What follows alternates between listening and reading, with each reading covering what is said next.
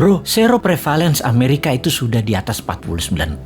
Gila banget nih negara. Informasi ini datang dari seorang sahabat yang 10 tahun terakhir mengajar di sebuah kampus ekonomi di sisi timur Amerika. Dialah yang mengajari Bosman tentang MMT, Modern Monetary Theory. Beliau juga sahabat dari Stephanie Kelton, pejuang konsep ekonomi modern MMT ini, di mana konsep MMT ini dipakai Amerika. Namun yang diajarkan di kampus beda dengan yang Amerika pakai. MMT juga dipakai di Tiongkok, Jepang, Jerman, Inggris, dan saat ini Turki serta Argentina mengadopsinya.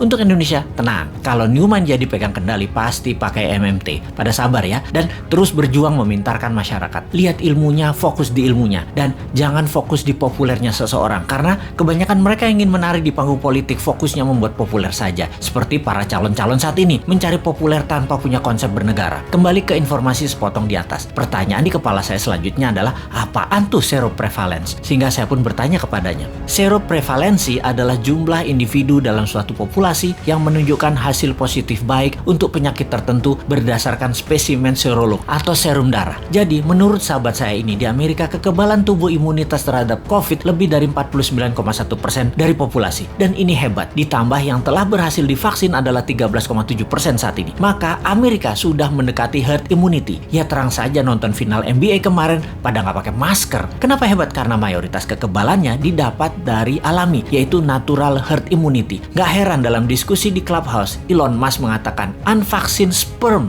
50 years from now are more precious than gold. Yang dalam arti sederhananya adalah sperma manusia yang tidak divaksin lebih tinggi nilainya dibanding harga emas 50 tahun lagi. Oke, wis jangan dipercaya omongan Elon Musk. Itu hanya omongan manusia oportunis. Sing bener pejabat saat ini, maha bener. Kita harus dukung terus demi utuhnya NKRI sampai masanya Newman tiba. Sing sabar ya. Kalau pandemi corona adalah bencana alam natural disaster, maka sesungguhnya kesembuhan alami adalah herd immunity natural juga untuk mengalahkannya. Sungguh, strategi yang terbaik adalah dari alam oleh alam. Kalau COVID adalah man-made disaster, ada dua strateginya. Nego dengan yang mengendalikan dan ikuti maunya mereka. Atau tantang mereka. Tantang perang puputan. Tantang perang sampai mati. Pakai vaksin sendiri, pakai imunoterapi. Pokoknya jangan pakai vaksin asing aja. Wani ora, kalau nggak berani ya seperti saat ini, ikuti aja protokol globalis. Dilanjut oleh teman saya tadi. Jadi kalau Amerika pakai vaksin mengatasi herd imunitas secara mayoritas itu hoax. Itu hoax. Bener, pakai vaksin, tapi hanya minor. Hanya palingan 20-30%an saja, yang 30%an nanti yang alami. Amerika pakai natural imunitas terbanyaknya. Lalu saya bertanya, kalau Tiongkok menangani COVID pakai vaksin ya? Dijawab olehnya, belum tentu. Tiongkok itu rezim komunis. Gak ada transparansi dan akuntabilitas bagi siapapun dari luar negeri bisa mengakses kebenaran informasi yang Tiongkok berikan. Siapa yang bisa memverifikasi berita kalau society dibungkam di sana? Banyak ahli-ahli luar Tiongkok mau fact finding masuk ke Tiongkok, gak bisa, ditolak Beijing. Sebaiknya kita tidak consider data Tiongkok sebagai data utama. Semua data dari Tiongkok itu dari pusat partai komunis. Semuanya dialterate, diubah sesuai untuk kepentingan propaganda yang menguntungkan Tiongkok. Bisa saja ternyata Tiongkok juga pakai natural herd immunity, namun dipropagandakannya pakai vaksin. Taunya Tiongkok menyehatkan warganya dengan multivitamin dan mineral, sementara vaksin diekspor keluar sebagai dagangan internasional. Jadi Tiongkok kayak Amerika juga. Jangan-jangan 60%-nya pakai natural herd imunitas, sisanya vaksin. Siapa yang tahu? Banyak negara tergocek globalis cabal agar pakai vaksin mayoritasnya, yang natural imunitasnya dibatasi. Memang tidak deadly atau mematikan menggunakan vaksin itu. Vaksin faktanya memang mengurangi fatality kematian, tetapi sisi lain, ya kita jadi korban ekonomi, jadi miskin, kita jadi buyer beliin vaksin terus. Ya, semoga salah lagi nih data dari Tiongkok dan globalis kali ini. Tapi data seroprevalence yang dari Amerika mah bener.